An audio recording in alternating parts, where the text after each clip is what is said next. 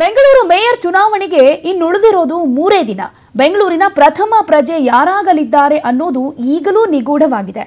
ಎಲ್ಲಾ ಲೆಕ್ಕಾಚಾರಗಳು ಊಹಾಪೋಹಗಳಿಗೆ ಸೀಮಿತವಾಗ್ತಾ ಇದೆ ಹೊರತು ಮೇಯರ್ ಗಾದಿ ಅಲಂಕರಿಸೋರು ಯಾರು ಅನ್ನೋ ಪ್ರಶ್ನೆಗೆ ಸ್ಪಷ್ಟ ಉತ್ತರ ಸಿಗ್ತಾ ಇಲ್ಲ.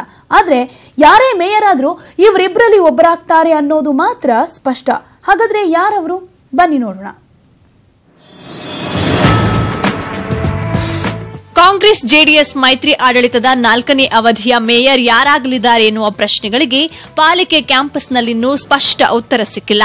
ಆದರೆ ಯಾರೇ ಆದರೂ ಶಾಂತಿನಗರ ವಾರ್ಡ್ನ ಸೌಮ್ಯ ಶಿವಕುಮಾರ್ ಅಥವಾ ಜಯನಗರ ವಾರ್ಡ್ನ ಗಂಗಾಂಬಿಕೆ ಮಲ್ಲಿಕಾರ್ಜುನ್ ಇವರಿಬ್ಬರಲ್ಲಿ ಯಾರಾದರೂ ಒಬ್ಬರು ಆಗ್ತಾರೆ ಅನ್ನೋ ಸತ್ಯ ಜಗಜ್ಜಾಹೀರು. ಸಾಮಾನ್ಯ ಮಹಿಳೆಗೆ ಮೀಸಲಾಗಿರುವ ಮೇಯರ್ ಹುದ್ದೆಯ ರೇಸ್ನಲ್ಲಿರುವ ಇಬ್ಬರು ಕೂಡ ಪ್ರಬಲ ಸಮುದಾಯಕ್ಕೆ ಸೇರಿದವರು.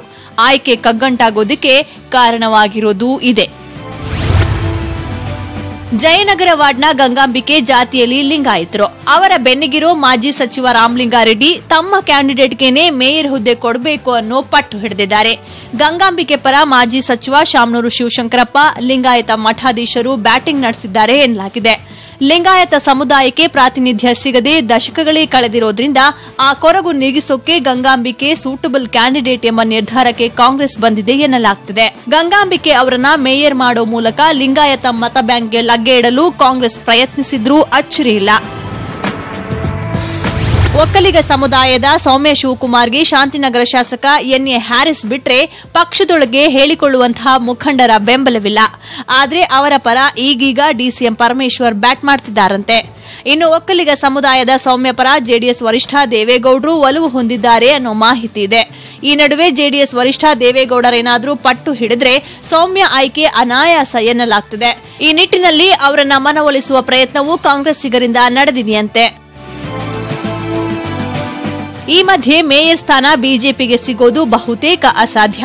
ಯಾಕಂದ್ರೆ ಪಕ್ಷೇತರರಿಗೆ ಸ್ಥಾಯಿ ಸಮಿತಿ ನೀಡೋ ಭರವಸೆ ಸಿಕ್ಕಿರೋದ್ರಿಂದ ಅವರ್ಯಾರು ಬಿಜೆಪಿಗೆ ಸಪೋರ್ಟ್ ಮಾಡ್ತಿಲ್ವಂತೆ. ಒಟ್ಟು 260 ಸದಸ್ಯರು ಪಾಲ್ಗೊಳ್ಳಲಿರುವ ಚುನಾವಣೆ ಪ್ರಕ್ರಿಯೆಯಲ್ಲಿ ಪಕ್ಷೇತರರ ಬೆಂಬಲದೊಂದಿಗೆ Congress JDS 131 magic number reach ಆಗೋದು ಕಷ್ಟವೇನಲ್ಲ. ಆದ್ರೆ ಮೇಯರ್ ಯಾರು ಅನ್ನೋದೇ ಈಗಿರುವ ಪ್ರಶ್ನೆ. Thomas Pushparaj, news 18 Kannada, Bengaluru.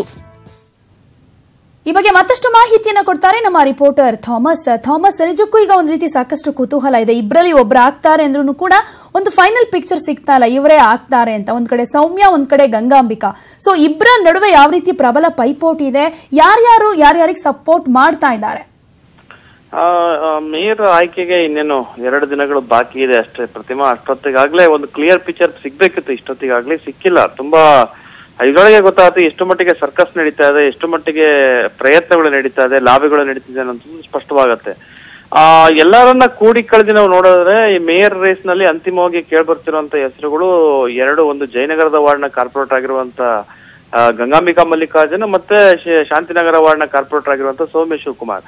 ಇಲ್ಲಿ ಪ್ರಮುಖವಾಗಿ ಜಾತಿವಾರು ಬಲವನ್ನ ನೋಡುವಂತ ಟೈಮಲ್ಲಿ ಅದ್ರ ಜೊತೆಗೆ ಯಾರು ಅಂತಿಮವಾಗಿ ಮೇಯರ್ ಆಗ್ಬೋದು ಅನ್ನುವಂತ ಒಂದಷ್ಟು ಅಂಶಗಳನ್ನ ನೋಡುವಂತ ಟೈಮಲ್ಲಿ ಒಂದು ಕೈ ಮೇಲಾಗುವಂಥದ್ದು ಇಲ್ಲಿ ಗಂಗಾಂಬಿಕಾ ಮಲ್ಲಿಕಾರ್ಜುನ್ ಅವರದಂತಾನೆ ಹೇಳಲಾಗ್ತಾ ಇದೆ. ಯಾಕಂತ ಹೇಳಿದ್ರೆ ಅವರ ಬೆನ್ನಿನಗಡೆ ನಿಂತ್ಕೊಂಡಿರುವಂತವ್ರು ಸದ್ಯಕ್ಕೆ ಬೆಂಗಳೂರಿನ ಮಟ್ಟದಲ್ಲಿ ತುಂಬಾ ಪ್ರಭಾವಿ ಶಾಸಕರು ಅನ್ಸ್ಕೊಂಡಿರುವಂತ ರಾಮಲಿಂಗಾರೆಡ್ಡಿ.